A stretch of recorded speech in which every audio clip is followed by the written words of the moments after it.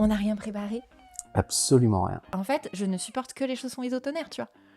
D'accord. Ah bah ouais, longévité, tu vois. Là. Je vois que tu as développé aussi une expertise sur les chaussons.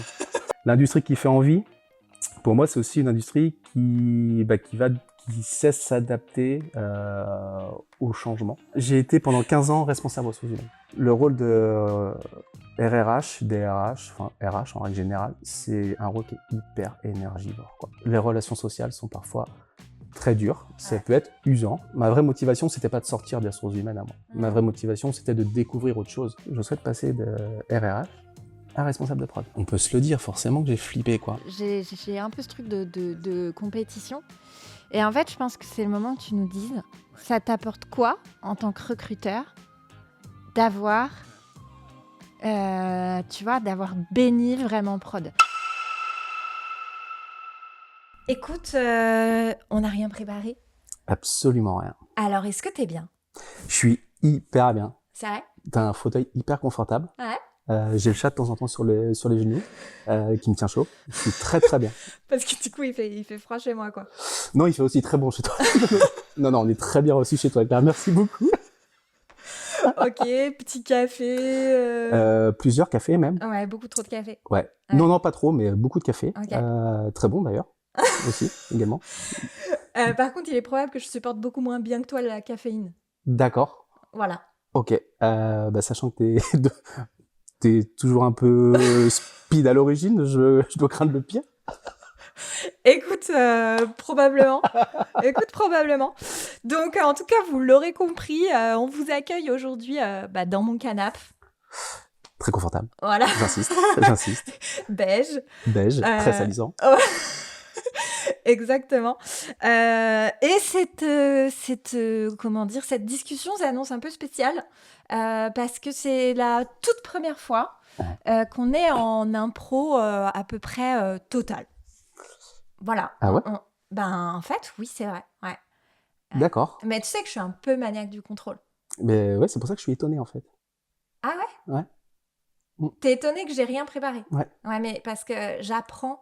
En fait, je suis vraiment en train d'apprendre que mieux vaut fait que parfait. Et parfois, mieux vaut pas fait du tout. Non, là, on va faire. On va faire. Et on va essayer de bien faire. Mais je me suis forcée parce que j'avais mis hier dans ma master to do préparer épisode binge. Ouais. Et en fait, j'ai pas eu le temps. Et du coup, je me suis dit, tu sais quoi ?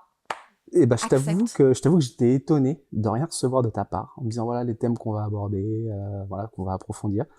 J'ai laissé faire. On va voir, on va le faire en freestyle. Ouais. Hein ? Okay, ouais. En même temps, ça nous ressemble.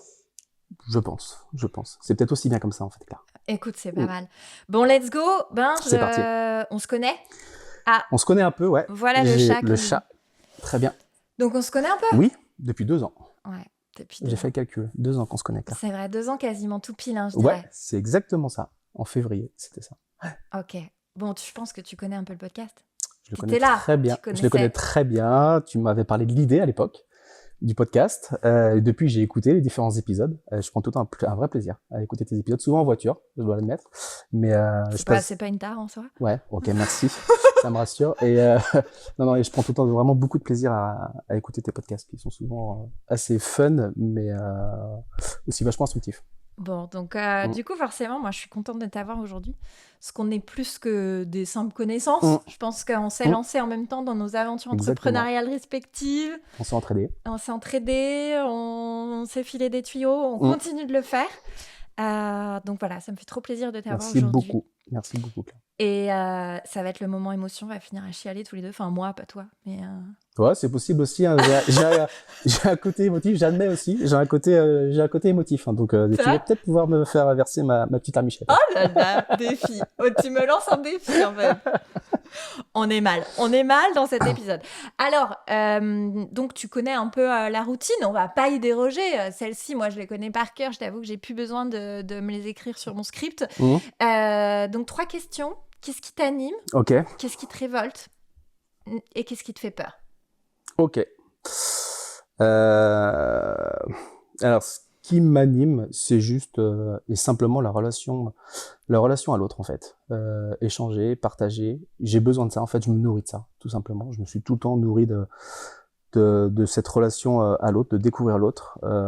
Donc ça m'anime vraiment. Et l'autre côté qui m'anime aussi énormément, c'est le fait de découvrir. Je suis quelqu'un d'assez curieux, j'ai besoin de découvrir différentes personnes, mais aussi découvrir différents environnements, découvrir différentes choses, qui m'a fait faire aussi des petits tournants dans ma carrière. On pourra peut-être en parler. Ah bah, et on est là pour ça. Voilà. Donc ce côté, moi, il y a à la fois le côté relationnel qui est hyper important pour moi, et le côté découverte, toujours. Qu'est-ce qui te révolte? Ce qui me révolte. Alors, je parlerai pas de révolte. Je suis pas quelqu'un de très extrême. Oui, bah c'est pour le truc putaclic, quoi. Tu vois, il me fallait bien un mot qui... Bah, en fait, plus que ce qui me révolte, c'est plutôt ce qui m'agace, mais c'est aussi en lien finalement avec le premier point dont je parlais, de ce côté relationnel, c'est parfois le côté manque d'écoute, manque d'empathie que certaines personnes peuvent avoir avec les autres personnes qui les entourent. Moi, j'ai vraiment besoin de ce côté écoute, et j'ai parfois du mal à accepter que dans nos différents environnements, qu'ils soient industriels ou pas, qu'il y ait ce manque de prise en considération de l'autre, qu'on n'intègre pas les personnes dans les différentes prises de décision, qu'on n'aborde pas tout le temps des méthodes collaboratives. Bref, que parfois certaines personnes font les choses juste toutes seules, en fait, sans prendre en compte autrui, quoi. Et ça me révolte pas, mais ça m'agace, clairement. Donc ces gens-là, tu les next, quoi. Non. Alors, là encore, moi, je suis pas du tout radical. Moi, je les next pas. J'aime bien rester authentique comme je suis.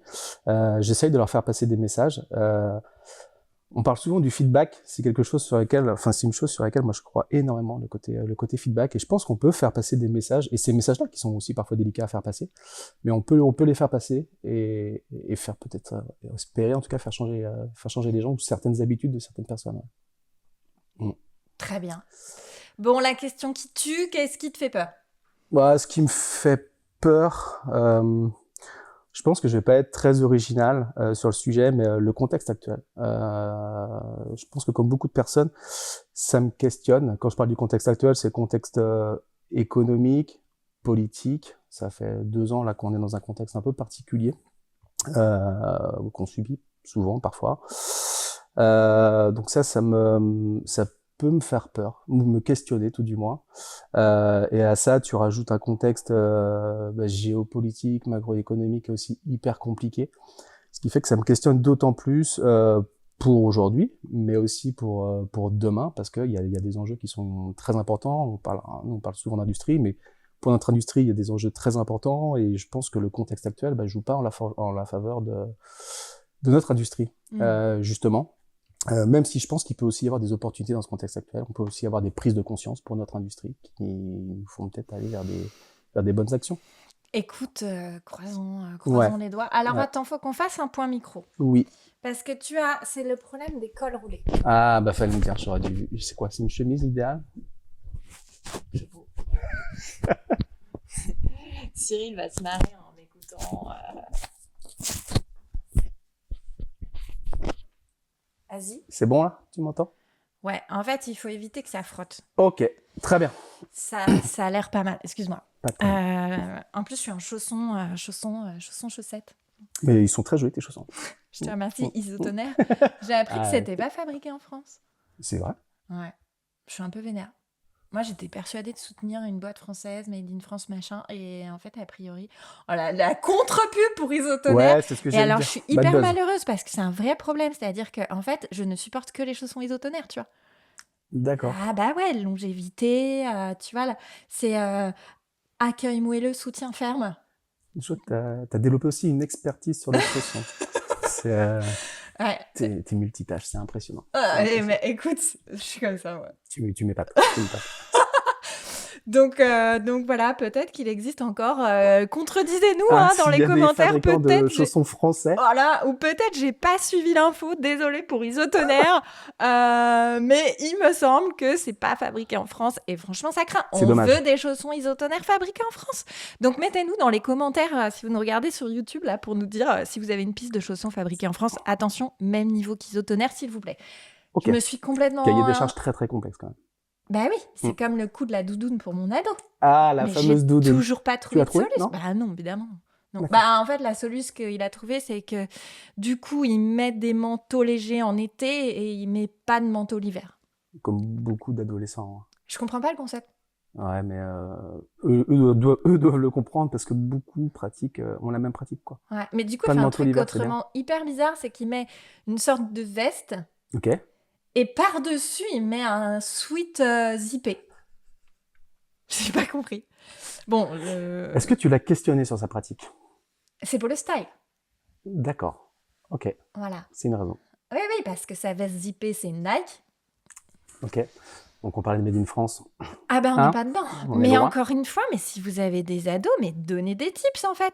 En fait, parce qu'à un moment Ouais. donné, consommer français quand t'as des ados qui sont au lycée où il y a que les marques, etc. qui comptent, moi, j'ai pas trouvé la solution. Et c'est vrai. Et là, c'est un sujet super intéressant parce que bah, moi aussi, alors j'ai un pré-ado, ado. Enfin voilà. Il a 13 ans. T'es pas prêt pour ce qui t'arrive. Et mais sans doute pas, mais je vais essayer de m'y préparer.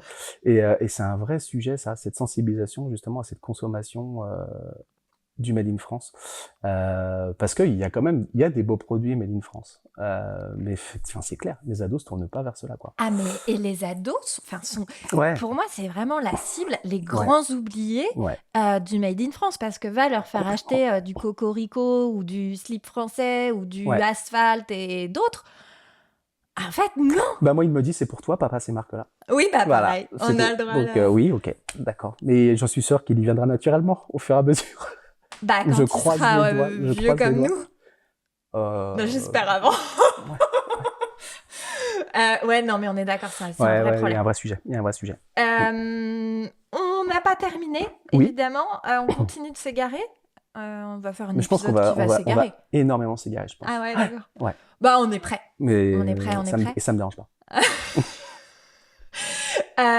Binge, Oui. c'est quoi pour toi l'industrie qui fait envie? Ah, l'industrie qui fait envie. Déjà, c'est une industrie qui s'ouvre. Pourquoi? Parce que l'industrie, enfin, selon moi, l'industrie, elle souvent fonctionne un peu en mode cloisonné. Elle n'a pas forcément toujours ouvert ses portes. Et c'est une industrie, justement, qui ouvre ses portes, qui montre ses différentes technos. Parce que dans l'industrie des technos, il y en a plein. Il y en a autant qu'en industrie. Et c'est une industrie qui montre ce qu'elle sait faire. Et notre industrie, on sait faire beaucoup de très, très belles choses. Donc, pour moi, déjà, une industrie qui fait envie, c'est une industrie qui sait s'ouvrir. Et ça c'est clair. L'industrie qui fait envie, pour moi, c'est aussi une industrie qui sait s'adapter au changement. Et du changement, il y en a beaucoup en ce moment. Il y a beaucoup d'enjeux. Alors certes, il y a des enjeux économiques, mais il y a des enjeux techno. Et tu as aussi beaucoup d'enjeux écologiques. Et on parlait d'enfants. On sait que tout ce qui est l'écologie, l'environnement, c'est des sujets qui touchent aussi, alors qui nous touchent beaucoup, mais qui touchent aussi de plus en plus nos enfants.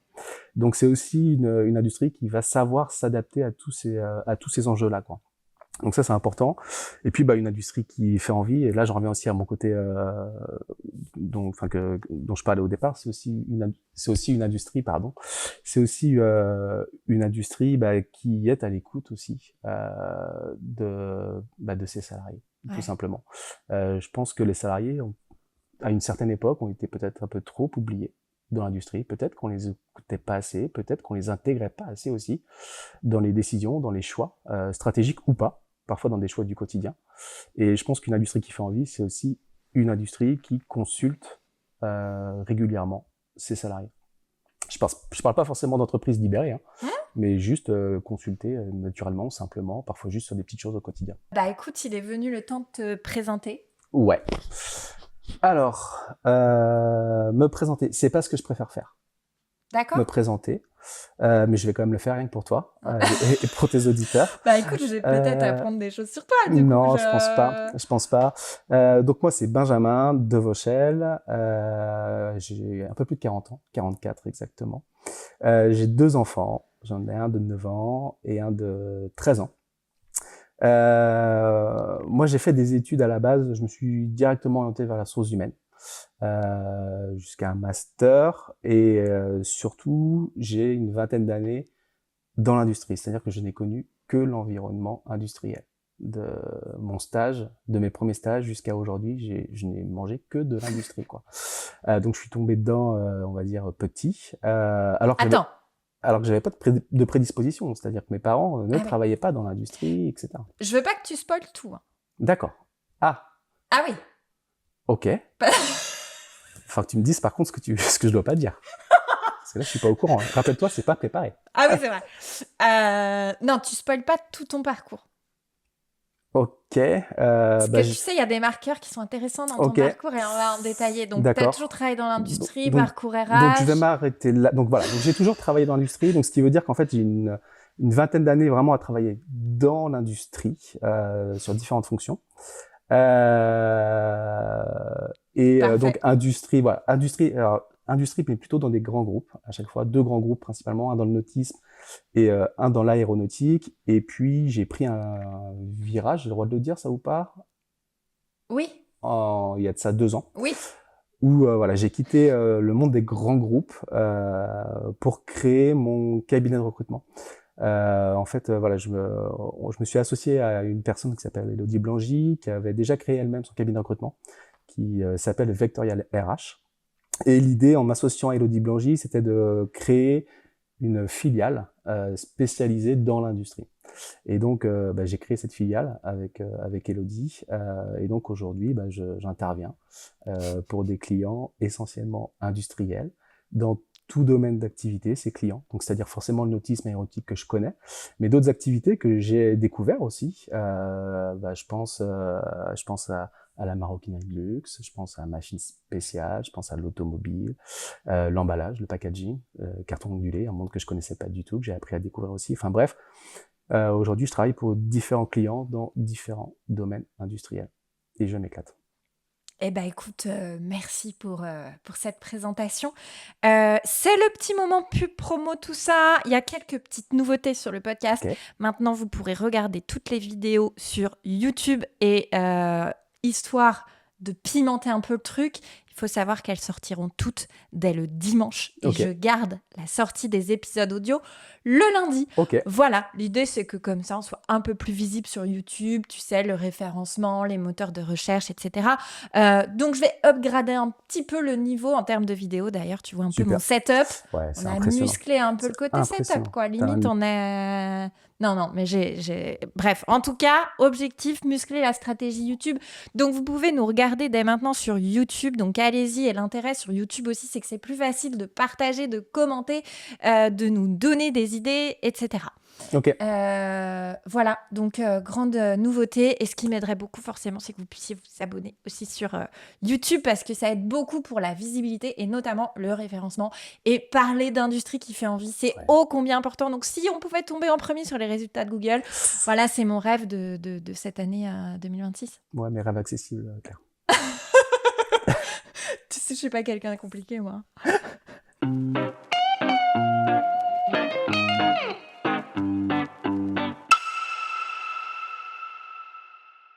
Passer ce moment instant promo, Binge, toi et moi, faut que j'arrête avec cette expression, mais malgré tout, je l'aime bien. En fait, on est quand même un peu du même bois sur pas mal de points. On partage évidemment cette plus qu'appétence, passion pour l'industrie, le fait d'être très connecté dans la compréhension aussi assez fine de la chaîne de valeur industrielle, la dimension aussi voilà performance en termes de processus RH, etc.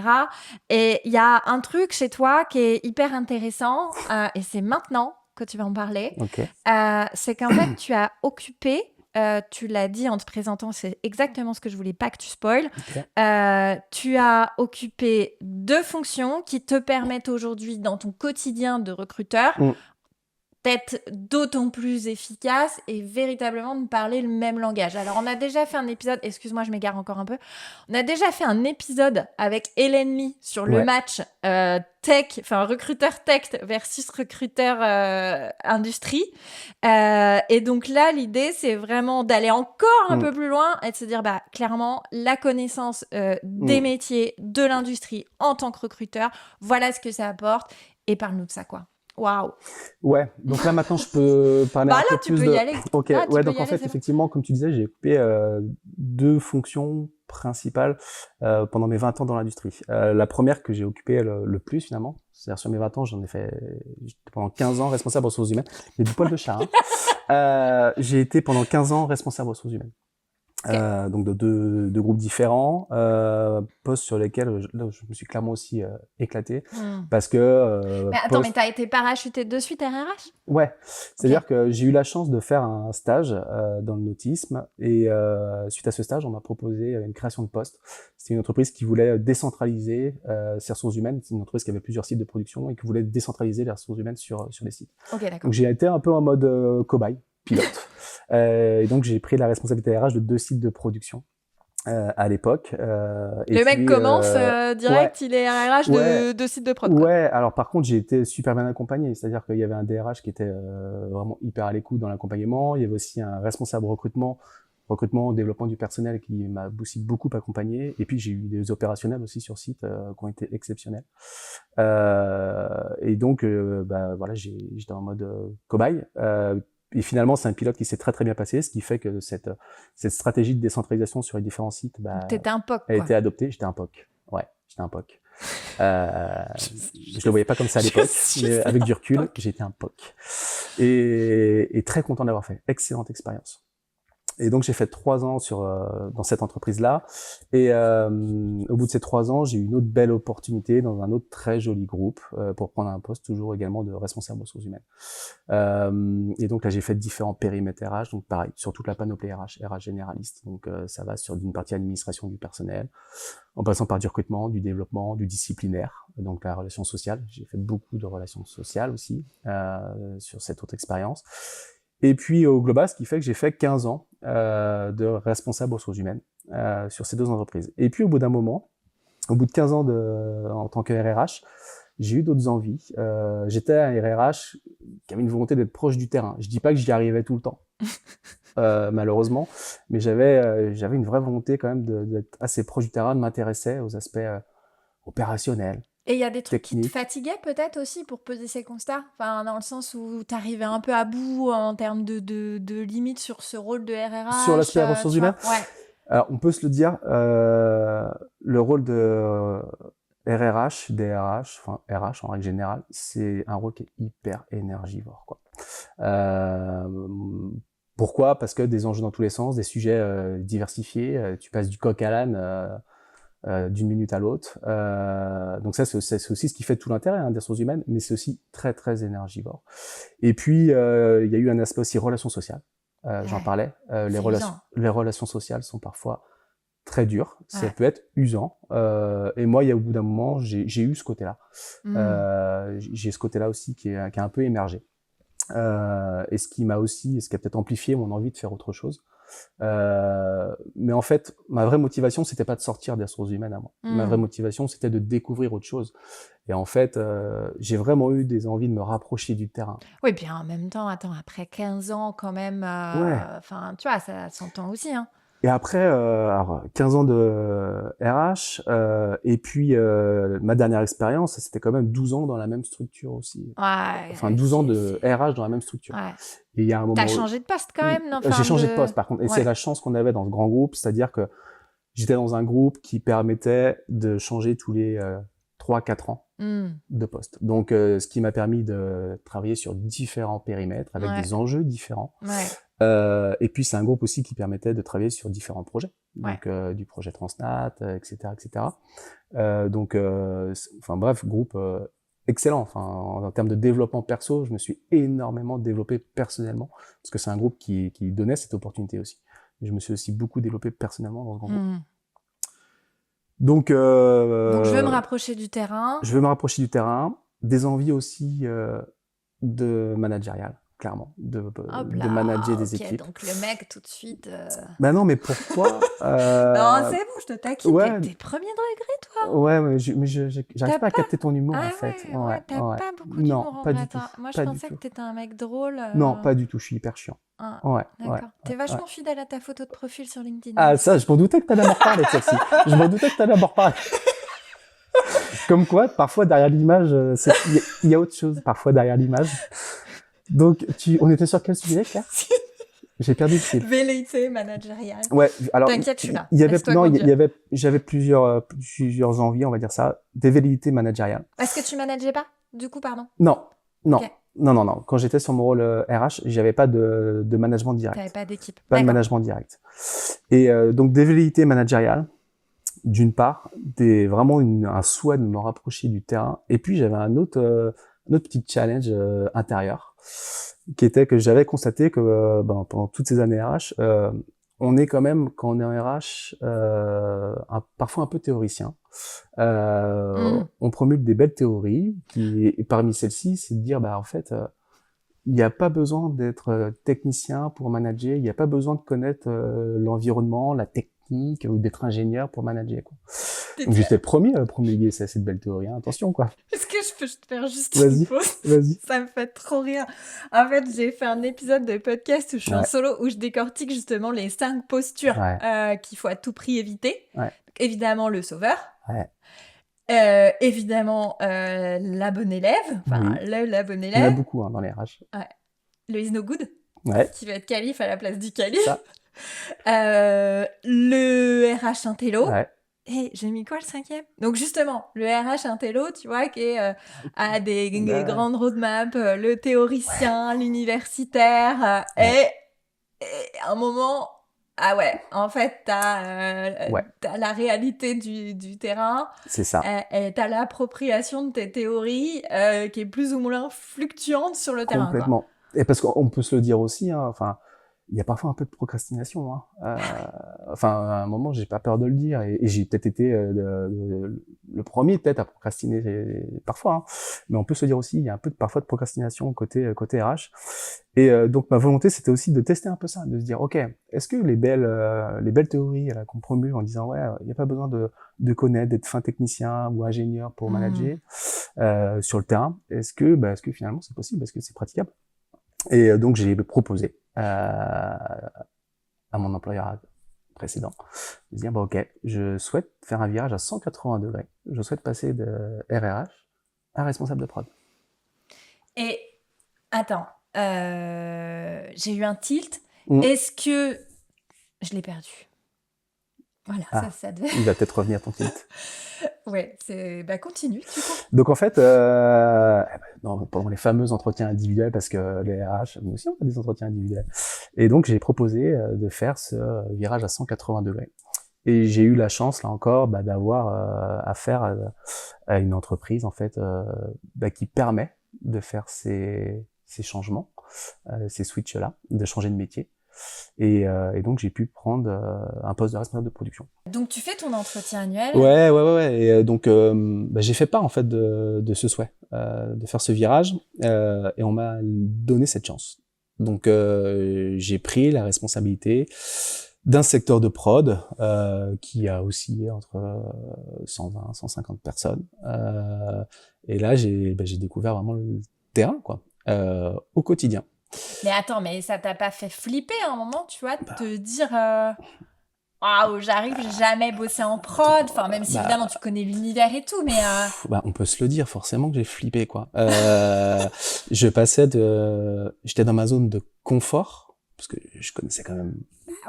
J'ai fait quelques années dans RH. Tu connais la boîte, je connaissais la boîte, je connaissais les rouages, je connaissais tout. À un environnement où, on peut se le dire, je comprenais rien. Mais en même temps, donc c'est aussi ce que je recherchais. Ouais. Tu voulais te mettre un peu en difficulté. Oui. Puis, enfin, tu vois, là, j'ai ton chat sur les joues, mais je ronronnais en fait. J'étais en RH, mais je ronronnais un peu comme ton chat là. Je ronronnais finalement, et donc j'avais besoin peut-être sans doute, c'est même sûr, de me re-challenger sur autre chose. Et tu t'es pas dit, quelque part, t'aurais pu attendre une opportunité et évoluer. C'est un grand groupe, tu vois. Côté RH.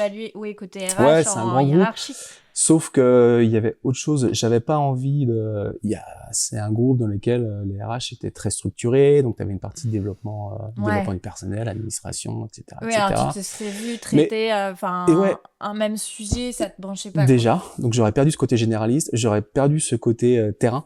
Ouais. Ça, c'est quelque chose qui me tient vraiment à cœur, donc je me serais encore un peu éloigné du terrain, et ça, j'en voulais absolument pas. Donc à un moment, c'est ce qui m'a fait dire qu'il fallait que je fasse ce virage-là, quoi. Et j'avais vraiment envie de me rapprocher du terrain. Et donc je l'ai fait. Je suis arrivé, j'ai commencé forcément un peu flippé, mais forcément directement.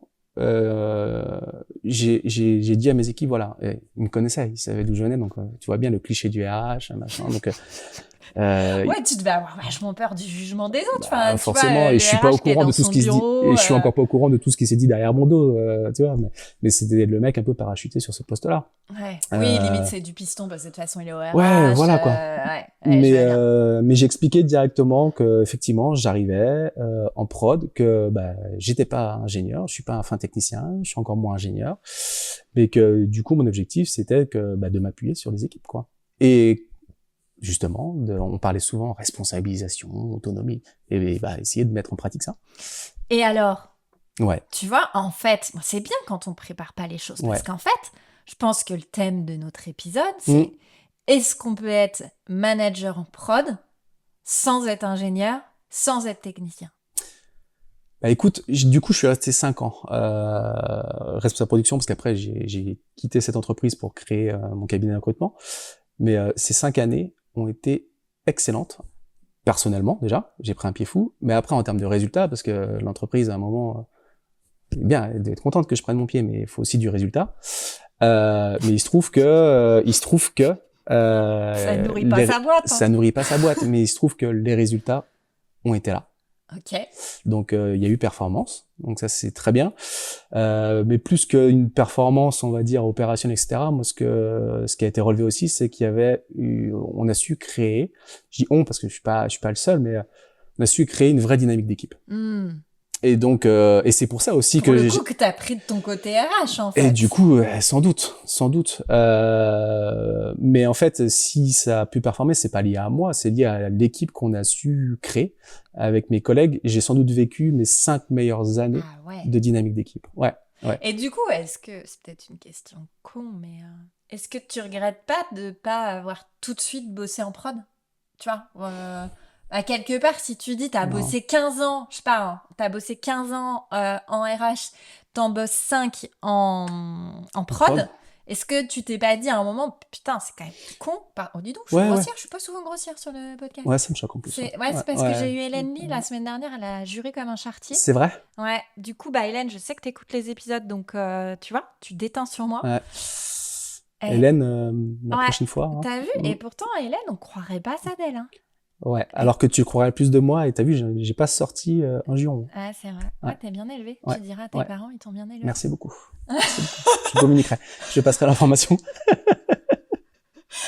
Tu lui feras écouter l'épisode. Regardez sur YouTube, s'il te plaît, ça me fera une vie de plus. Tout à fait, ok.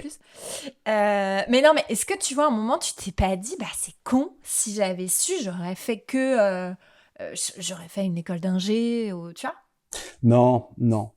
Alors déjà, j'avais absolument pas le niveau pour faire une école d'ingé. Quand je dis, non mais faut aussi se dire les choses. Quand je te dis que je suis pas technicien. Tu voulais pas faire les 2 ans de prépa, quoi. Non, non, bien sûr que non, Donc non, j'aurais sans doute pas eu les capacités pour faire une école d'ingé. T'étais pas bon en maths. Notamment. C'est pas ce que je préférais, on va dire ça comme ça. Et puis j'ai vraiment eu envie assez rapidement quand même de m'orienter vers le côté RH. C'est-à-dire que, ouais. C'est pour ça que... Mais pourquoi? Enfin, d'où c'est va venu te dire. Enfin, je sais pas. Je sais pas d'où ça vient. Et ce qui est drôle, c'est que... Mais alors, mes parents n'étaient pas dans l'industrie. Mes parents n'étaient pas non plus du tout sur le côté RH. Ah, t'es un transfuge industriel, quoi. Ouais. Je suis un intrus, quoi. Et il se trouve que sur l'aspect ressources humaines, je sais pas pourquoi, on est 3, j'ai un frère et une sœur, et on a tous pris quand même ce côté un peu RH, voilà quoi. Et je sais pas pourquoi. Ça mérite, franchement, ça mérite une thérapie familiale, le truc. Sans doute. Si tu veux, la prochaine fois, on fait venir toute ta famille. Ouais. Ce sera peut-être mon prochain cadeau de Noël à mon frère et ma sœur, c'est faire un truc... peut-être y penser. Tu fais une thérapie familiale, là. Mais il y a sans doute un truc. Il y a sans doute un truc. Te dire d'où ça vient à l'instant T, je sais pas te le dire. Okay. Mais on va s'épargner la psychologie de comptoir. Ouais, même si tu vois le divan s'y prête, mais on se l'épargne. Ouais. Pas tout de suite. Mais non, je regrette pas du tout, parce que quand tout à l'heure je te disais que je m'étais énormément développé personnellement, en termes de connaissance de soi, etc., c'est aussi parce que j'ai eu ce parcours RH. Et alors, t'arrives sur ton poste, tu te confrontes à quoi de suite? Parce que, en plus, t'es responsable de prod, donc à un moment, t'as tous les enjeux qualité, sécurité, etc. Tu découvres tout ça. Enfin, tu vois, les enjeux de la prod, la maintenance, Tu te confrontes à quoi? Alors, moi, la chance que j'ai, du coup, c'est que j'avais mon parcours RH, donc tous les aspects, on va dire, sociaux, etc., ça, pour moi, c'était acquis, c'était naturel, et ça gère. Donc moi, effectivement, les différentes campagnes, entretiens annuels, machin. Ça, c'est bon, c'était... oui, il y a du poil de partout, de chat. Donc ça, pour moi, ça, c'était acquis. Donc ça, c'est bien. Donc effectivement, moi, j'ai dû me confronter au quotidien de non-conformité, hein, donc des problématiques qualité, des stops de prod, des enjeux de performance. On parlait de effective working time, des trucs, voilà. La gestion de flux, gestion de flux, etc. Enfin, tu découvres tout ça, quoi. Lean manufacturing. Bah ouais. Lean manufacturing. J'adore. Super. Et alors ça aussi, je pourrais en parler du lean manufacturing, même volontiers. Mais bref, moi alors tout ça, c'est des choses auxquelles je m'intéressais déjà quand j'étais RH. Je participais aux différentes réunions de prod, enfin avec les responsables de prod à l'époque quand j'avais ma casquette RH. Donc j'avais déjà appris quand même pas mal d'infos, etc. Mais quand tu le vis, et quand surtout tu es responsable des résultats, c'est pas la même. C'est autre chose, quoi. Donc, ouais, effectivement, c'est le grand écart. Mais j'insiste, en fait, finalement, la chance que j'avais, c'est que certes, j'étais responsable de production, mais j'étais entouré aussi des fonctions support aussi. Donc, j'étais dans une boîte hyper structurée. J'étais dans une boîte hyper structurée. T'as un responsable qualité, un responsable méthode, etc. Exactement. C'est-à-dire que moi, j'étais, on va dire, hiérarchiquement responsable de toute la production, avec des team leaders, etc. Mais autour de moi, fonctionnel, j'étais responsable fonctionnel, j'avais un responsable qualité, un responsable méthode, etc., quoi. Et en fait, le but du jeu, pour moi, c'était juste, entre guillemets, de faire travailler tout le monde ensemble. Et de faire travailler tout le monde ensemble, les bonnes personnes, au bon moment, ensemble, en fait. Et alors, je vous propose qu'on gagne contre Hélène Lee, parce qu'elle m'a un peu chauffé dans notre match la semaine dernière. Ouais. On a enregistré la semaine dernière. Au moment où on se parle, l'épisode n'est pas encore sorti. Ok. Et je pense qu'en fait, c'est le moment qu'on gagne, en fait. Tu vois, moi, j'ai un peu ce truc de compétition. Et en fait, je pense que c'est le moment que tu nous dises, ça t'apporte quoi, en tant que recruteur, d'avoir... tu vois, d'avoir béni vraiment prod. Parce que c'était ça un peu. Alors, on était d'accord avec Hélène sur, effectivement, on peut pas recruter correctement si on connaît pas bien les métiers. Mais elle a gagné des points quand même, elle, sur le côté vulgarisation et tout. Et franchement, ça m'embête. Donc là, j'aimerais bien que, tu vois, voilà, on la mette à terre, même si je t'aime très fort, Hélène. Mais je pense qu'il faut qu'on la mette à terre. Et tu vois, vraiment, vas-y, quoi, lâche-toi. Non, je vais pas me lâcher. Alors, j'ai pas envie de la mettre à terre, Hélène. Non. Tu la connais pas, c'est pour ça. Non, voilà, c'est peut-être. À bientôt, Hélène. Non, mais alors, forcément pour moi, c'est beaucoup plus simple. Aujourd'hui, quand je vais chez mes clients, je comprends leurs enjeux. Je parle le même langage. Ouais, puis attends, tu parles beaucoup. Toi, t'es contact la plupart du temps. Ce que tu me disais, c'est les dirigeants. Ouais, j'ai beaucoup de dirigeants en direct. Alors, j'ai beaucoup de dirigeants en direct, j'ai beaucoup de RH aussi en direct. Mais quand j'ai les RH en direct sur un recrutement, en fait, je demande vite à parler à l'opérationnel, si tu veux, quel besoin. Et parce que moi, j'ai besoin de ça, en fait. Pour recruter et pour bien recruter, dans l'idéal, j'ai besoin vraiment de m'imprégner de l'entreprise, du contexte, des enjeux, des valeurs, des modes de fonctionnement, l'organisation, quoi. Donc moi, ça me suffit pas en fait de parler juste. Ça me suffit pas de parler juste RH. Donc j'ai besoin de m'imprégner de tout ça. Et du coup, j'ai affaire direct aux opérationnels. Et avec les opérationnels, le match, il y a tout de suite match en fait. Ça passe bien parce que du coup, on parle le même langage. Et moi, j'ai connu leurs problématiques, j'ai connu les enjeux auxquels ils ont à faire face au quotidien, leurs problématiques. Donc, on a parfois des discussions, alors parfois qui durent. Quand je fais des briefs, en général, mes briefs, ils durent. Hein. C'est pas un brief d'1 heure, quoi. Il y en a qui bâclent leur brief. Au moins, ce qui me concerne, parfois, ils sont peut-être mes clients trouvent peut-être que c'est trop long. Mais au moins, il y a un brief qui est complet, quoi. Et surtout, Et puis tu as on parle des envie vrais de enjeux. poser plein de questions. Enfin, En fait, je suis sûre, tu as envie de dérouler la bah, pelote. Vas-y, raconte-moi comment ça en se fait, passe en prod. Je veux tout ça. exactement. Mais oui. En bah fait, oui. on a commencé l'épisode en se disant, je suis juste hyper curieux, j'ai juste un besoin, c'est de découvrir, de répondre à ma Ouais. curiosité. Bah, moi, j'y vais, quoi. Bah ouais, mais tu vois, ça rejoint ce que disait Hélène. En vrai, la curiosité. Mais en Enfin, fait, tu mais vois, c'est la tes base. recruteurs soient curieux, Mais en quoi. fait, mais c'est la base, en fait. C'est pour ça, je te dis, les briefs longs, mais à l'inverse, on peut voir parfois des briefs qui sont faits à la volée. Enfin, non, enfin, pour moi, c'est no way. Et moi, j'ai besoin de voir vraiment le fonctionnement. J'ai besoin d'aller discuter avec aussi des vrais opérationnels, voilà, leur routine, les différentes routines qu'ils ont, discuter de leur routine au quotidien. Tu vois, on parlait de Lean tout à l'heure, hein, plus amélioration continue, excellence, mais j'ai besoin aussi de parler de leur état d'esprit Ouais, là-dessus, puis de tu leur vois, culture. c'est hyper important pour projeter ton candidat. Enfin, Exactement. voilà, tu vas trouver ça, tes projets à 6 mois, c'est Ah, ça. bien sûr. Tes projets à 1 an, ça va être ça. Et puis C'est ça. sur du plus long terme, sur la feuille de route, c'est ci, enfin, c'est essentiel. Ouais, et donc, alors c'est pour ça, donc on peut ne pas connaître l'industrie et bien recruter, il y a aucun problème là-dessus, mais je pense qu'effectivement, quand on connaît bien l'environnement, quand on l'a vécu, on va plus vite, on zoome vraiment directement sur les enjeux, Mais ouais. et parfois même, moi il peut m'arriver d'être un peu dans un rôle finalement un peu conseil avec certains de mes clients. Parce que Ouais, voilà, parce qu'il y a des trucs que tu as vu en prod que ben, tu il y a des peux... trucs que j'ai vu en prod, dans une entreprise très structurée, et donc il y a des choses aussi toutes simples parfois à mettre en place, du bon sens, hein, comme on dit souvent. Et donc on est dans ces échanges-là, quoi. Du Donc, coup, tu factures à balle, quoi. non, je facture pas plus cher. Non, je facture Ah, pas plus c'est cher. bon, je joke. On peut pas Non, rigoler. non, Qu'est-ce qu'il par est argent, premier quoi, degré. par argent, quoi. Non, mais ça fait partie de la presta, en fait. Et en fait, moi, c'est là-dessus, parce que des cabinets de recrutement, on peut se le dire, il y en a plein, il y en a quasiment à tous les coins de rue, des cabinets de recrutement. Mais pour moi, ça fait aussi partie de ma différenciation, en fait. Dans mon activité, ma différenciation, elle est surtout de 2 ordres. D'une, effectivement, mon expérience RH, et ça tombe bien, c'est souvent mes interlocuteurs aussi. Donc, je connais aussi leurs enjeux, et voilà.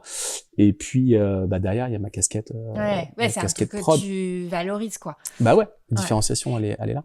Et tu vois, c'est quand même intéressant, effectivement, parce qu'en plus, il y a de moins en moins aussi de gens qui veulent, de collaborateurs qui veulent évoluer vers des rôles de manager. Ouais. Donc déjà, c'est un vrai problème dans les clair. boîtes qui vont être obligés de mettre des choses en place pour attirer de nouveau sur ces métiers-là.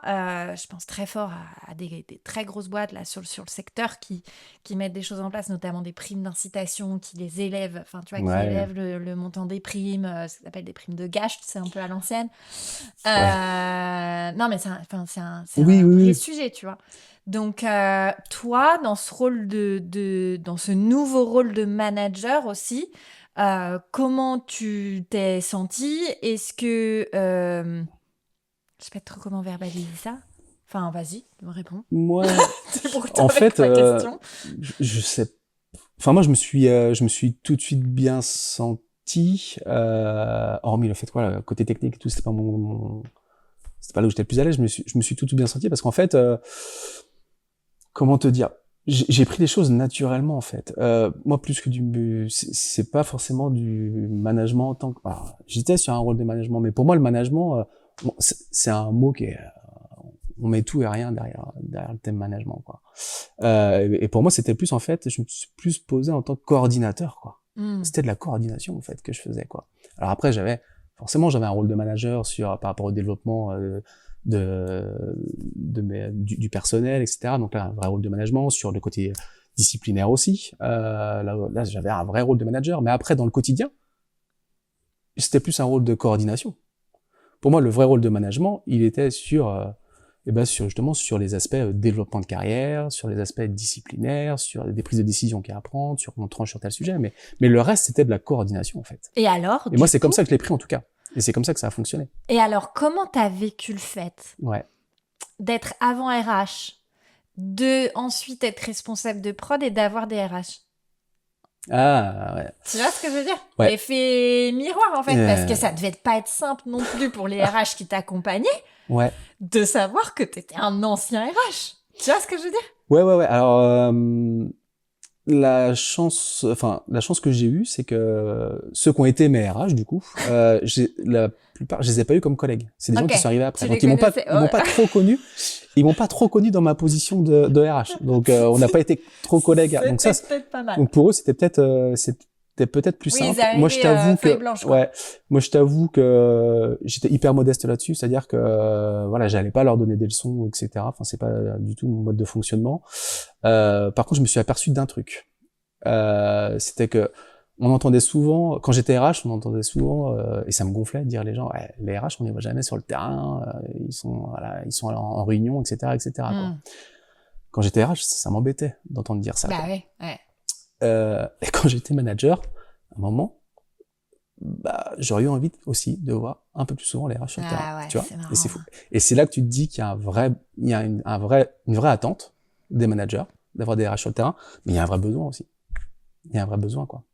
Ouais, donc, ouais, mais du coup, c'est quoi? Tu te laisses trop happer par des tâches qui ont moins de valeur ajoutée ou des Quand on est réunions? RH, Ouais, tu vois. bah, Comment t'expliques le t'es happé truc? par les réunions, par les projets, parce que Ouais, les revues de projet, les revues de les revues projet, d'indicateurs. bien sûr. Et Ouais. puis, quand t'es RH, c'est ce qu'on disait tout à l'heure, tu traites une multitude de sujets, euh, parfois au quotidien, mais aussi parfois sur des projets court, moyen, long terme, quoi. Ouais. Mais ça, les gens le voient pas, quoi.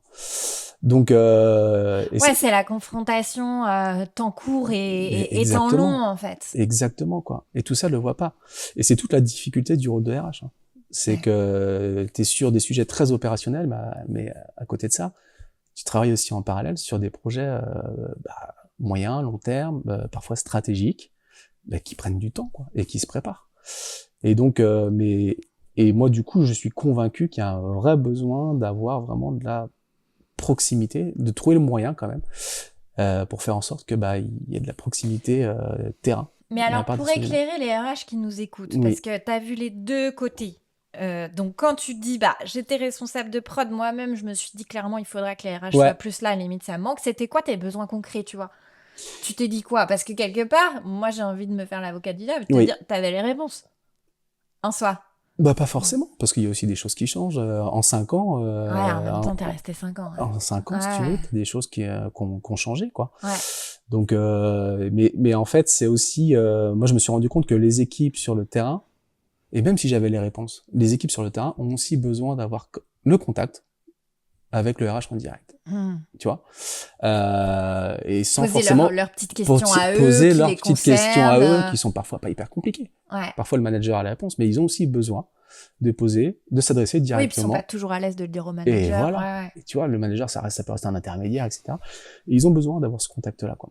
Et c'est hyper dur pour côté RH. Je sais, hein, c'est très très dur côté RH d'avoir cette proximité de terrain au quotidien, quoi.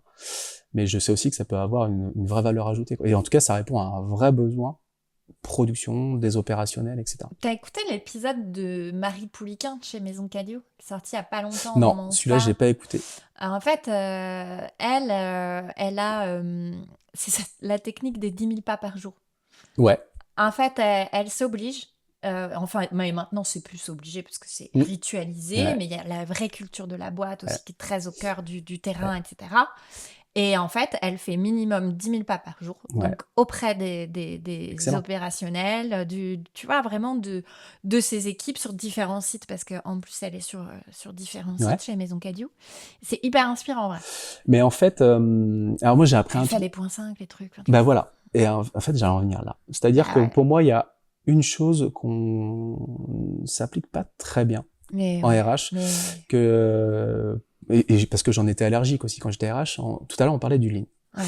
On parlait du lean, donc amélioration continue, excellence industrielle, etc. On a souvent en tête quand on parle de ça la caisse à outils, on te sort les trucs, les Chiikawa, machin et tout. Mais en fait, c'est pas ça. Moi, j'ai découvert ça en production, en fait. Et Ah ouais, t'avais une fausse idée de ce qu'était le lean, alors, quoi. j'avais pas une fausse idée, mais je me disais, ouais, c'est bon, quoi. Enfin, voilà, c'est des outils dans tous les sens, machin. Et tout. Et moi, j'ai découvert vraiment, en prenant mon job en prod, que, en fait, il y a des outils qu'on utilise en prod, qui sont hyper facilement duplicables Côté RH, alors je sais que ça va dans ton sens parce que je Ah, sais que tu milites pour ça. merci. Mais T'as moi, je l'ai parlé de mon vécu. programme, t'as vu, j'ai sorti un nouveau programme d'ailleurs. Développer sa performance RH. Bah voilà. Voilà. Et pour moi, en fait, ça répond à beaucoup d'enjeux RH. Bah Et il y a un moment, si on structure son activité RH, si on organise son quotidien RH, ça peut passer par un simple agenda standard. Quand je parle d'agenda standard, je parle pas d'un truc où on millimètre tout, mais de se dire, là, à tel moment, bah, je vais faire mon passage dans Bah l'atelier, à tel moment. bah Et bah voilà, on optimise son temps et je oui, suis et puis sûr. tu focalises sur Et les tu, tâches qui ont de la mais valeur, qui ont bien de sûr, l'importance, tu mais vois. bien sûr, Tu détruis les gaspillages, là, les saisies, les bien ressaisies, sûr, machin, ça faut arrêter. exactement, La réunionnite, parce que tu vas en réunion, parce qu'un tel t'a demandé, mais tu sais pas trop pourquoi t'es là, complètement. ça, on fait sauter.